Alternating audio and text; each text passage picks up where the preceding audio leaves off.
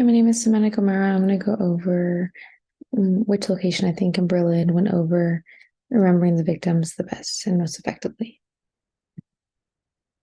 So I believe that the Jewish Museum in Berlin was the most effective. And this is a bird's eye view of the location. Um, and we went to both parts you see here, like a zigzag, and also the building on the right side. It was a tour. It was, excuse me, a guided tour.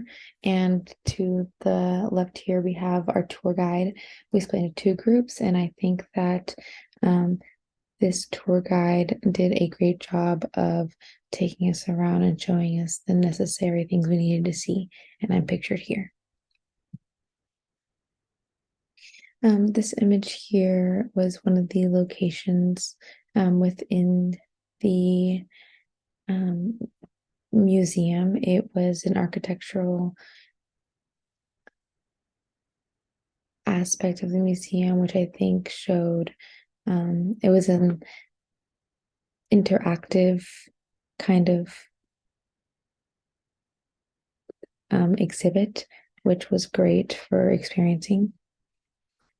This is an image I drew, which was my own perspective on what I was seeing in kind of this straight on motion. This here is an image looking, if you were standing looking up. Again, this is an architectural side of the memorial, which I think was great because it was more of an interactive feel and you got to walk through this kind of architectural layout and it was more interactive that way. This is a picture of the group that I was in and our tour guide again to the right here. And I am in the white colored shirt. I think by having this kind of group and being in smaller groups, we were able to interact more with each other, maybe speak up more on any questions we might have, which may not have been possible in a larger group setting. So I think this was ideal for learning about the Jewish history in Berlin in regards to memorial. This here was an artifact that was in the museum. It was a list of names of people who were victims and were murdered, essentially. And I think having these kind of artifacts made it a lot more real in a sense, as I could see names, even though not many were actually documented. Here's another image that was in the museum. It shows this dark and phase within the Holocaust, which actually was the entire Holocaust.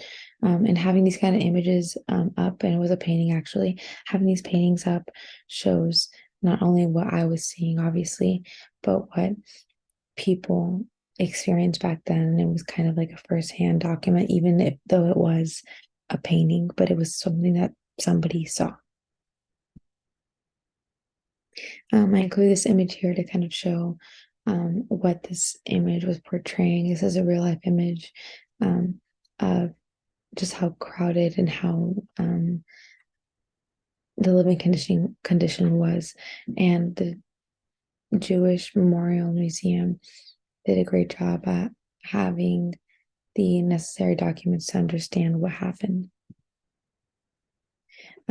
This was a part of the museum that had, like I said, it was an architectural museum also, and there was a room to kind of give you, and isn't the artists, the architect's intention was to make you kind of feel what the Jewish people would have felt when they were trapped or enclosed in certain areas. So I walked into a room like this. As you can see, it's a very dark room with just a little bit of light. And this is kind of exactly what the Jewish people would have experienced. What I enjoyed about um, the museum was that our tour guide gave us time to go in and to not only look at this part of the museum, but to take time and feel all the intended feelings from this site, which was basically, from my understanding, that it was almost teasing us because we were in a dark room with little light. I even wrote in my notebook that it seemed lonely, and the little light was like a little bit of hope, which could be teasing, but could have also like led people to want to continue going on and push through. I include this image because this is the feeling that I got, which is what was the intent again of the architect, which I think again did a great job at showing us what they would have felt like. And another part of the exhibit, I wrote that it felt really wrong for what we were doing, which was supposed to step on these faces, which were supposed to be the Holocaust victims. Here's a close up, and it just felt completely wrong to step on them for me. And that is it. Thank you. And I think these kind of interactive things from the museum, interactive learning like this here, was phenomenal at this museum. And I think it'll help me learn about the Holocaust even more. Also, including having audio was great so that we could freely walk around and also listen to our tour guide if needed.